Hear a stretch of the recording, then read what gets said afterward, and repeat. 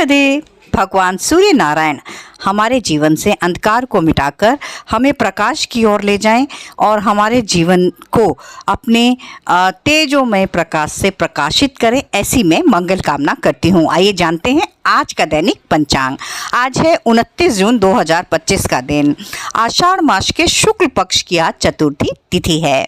भगवान सूर्य नारायण आज सुबह 5:25 पर उदय होंगे और सूर्यास्त होगा शाम 7:22 पर।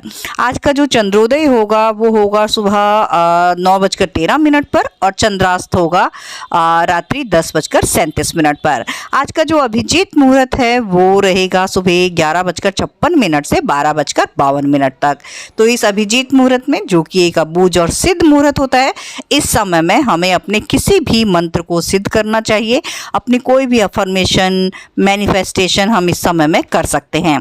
आज का जो राहु काल है वो होगा शाम 5:38 से 7:22 तक। तो राहु काल की इस अवधि में हमें अपना कोई भी शुभ काम प्रारंभ नहीं करना चाहिए और दक्षिण दिशा की यात्रा नहीं करनी चाहिए।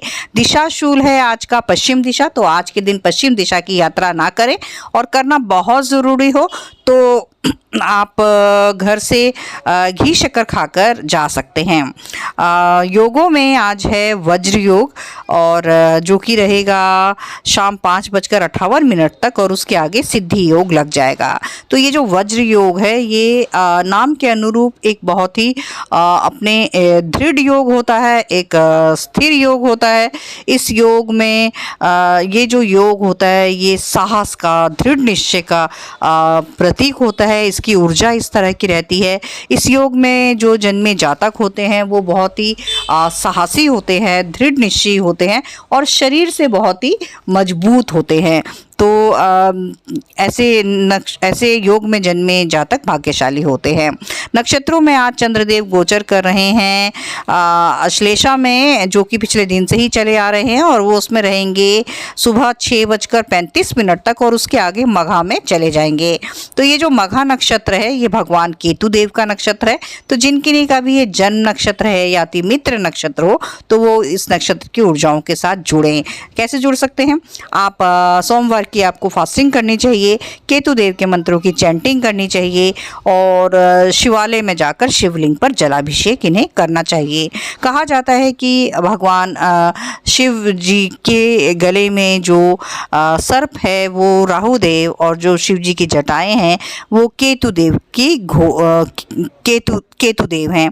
तो जब शिवलिंग पर जलाभिषेक किया जाता है तो ये दोनों ही ग्रह राहु और केतु नियंत्रण में रहते हैं। इन नक्षत्र के जो डेटी देवता होते हैं वो होते हैं पितृदेव।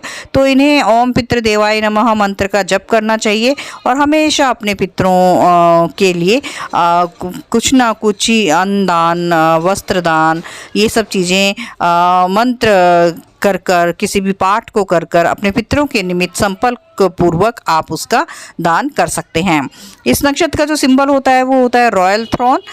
तो एक बहुत ही राजसी सिंहासन की कोई सुंदर सा स्टैचू आप अपने आसपास इन्हें रखना चाहिए। इनका एनिमल सिंबल मेल रैट होता है। तो इन्हें चूहों को कभी भी मारना नहीं चाहिए, अपितु जहाँ कहीं चूहे दिखाई दिए तो वहाँ कुछ उन्हें खिलाने पिलाने की चीज़ें इन्हें डाल देनी चाहिए। इनका बर्ड सिंबल ईगल होता है। तो इन्हें ईगल को पेंटिंग फॉर्म में, स्टैचू फॉर्म में ये अपने आसपास रख सकते हैं। और इस नक्षत्र का जो ट्री होता है वो होता है बरगद का पेड़।